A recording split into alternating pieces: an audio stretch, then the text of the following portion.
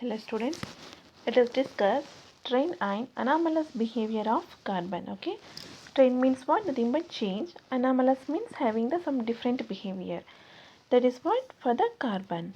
Now carbon differ from the rest of the members of its group because of its small size, higher electronegativity, high initial enthalpy and unavailability of d orbital.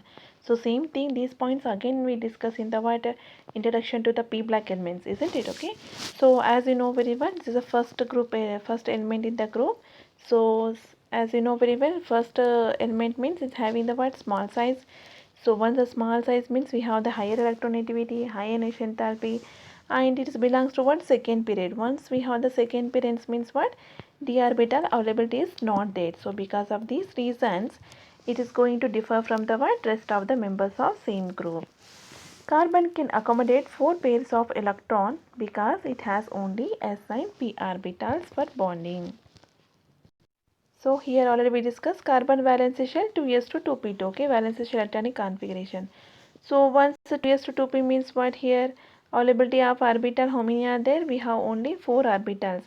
Once the 4 orbitals mean they can accommodate how many? Maximum 4 pair are 8 electrons. So why? Because means going to accommodate maximum 4 pair of electrons are 8 electrons because it's having only s and p orbitals for bonding. Hence, boron cannot expand its covalency beyond 4, whereas other member can because of the presence of d orbital. So, next elements for silicon onwards, we have the what third shell. Once the third shell means 3d orbital is available, so they can expand the valency but not the carbon. Carbon can has the ability to form the p-pi multiple bonding with itself and with other atom of small size and high electronegativity. As you know very well, carbon we have the double bond. Okay, here we have the p-pi bonding means p orbital of this carbon, the p orbital of this carbon going to involve form the bond called p-pi nothing but pi bonding.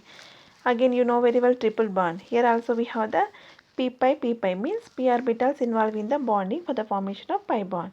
Along with that, it can form the double bond with the oxygen. Okay, like a high electronegativity means oxygen here. As you know very well, it can combine with the oxygen also. So, like we have the nitrogen also. Okay, so other atoms of small size and high electronegativity, it's going to form the what multiple bond, nothing but p-pi bonding. Heavier elements do not form p-pi bonds because their atomic orbitals are too large and diffuse to have effective overlapping. Here, the formation of bond means, as you know very well, effective overlapping should be there. Here, carbon can form the p-pi means p orbitals are involved in formation of pi bond for the for the formation of pi bond. But if you take the other elements, what happen? The overlapping is not that much of effective to form the p-pi bond. Okay, why? Because when once effective overlapping is there, then only they are going to form the bonds. So here what happened? Heavier elements, because of what they have in the orbitals, their atomic orbitals are too large. As you know very well, once the period what atomic number increases, the size of the orbitals also going to be increases. So because of their large size and they have the diffuse means they are going to spread more. So because of that reason, they are not going to form the p-pi bonds. Carbon has the unique ability to linking with the other atoms through covalent bonding to form chain and rings. So as you know very well, it's going to form the ring. For example, benzene. Okay, as you know very well, benzene structure, this already we discussed. Okay, so this is we have the alternate carbon atoms. So this is the structure of benzene. Okay, so you can see they are going to combine together as a chain ring. You can see the in carbon organic chemistry we are going to write the big structures. Okay, so all this means it can combine with the what ability to link with the other atoms also. For example, C double bond O, it's going to link with the other atoms also. This property is called what catenation. As we move down the group, the size is increases and the electronegativity decreases, and so the tendency to show the catenation properties decreases. So here if you see means self combining capacity is going to be decreases. So among the 14th group, carbon having the what more catenation power. Here we have the C.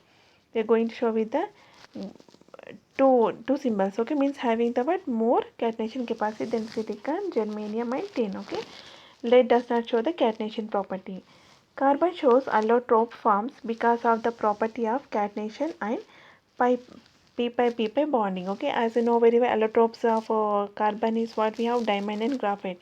Why? Because mean they have the catenation capacity and the p pi bond formation has the ability. Because of that reason, it is going to show the allotropes.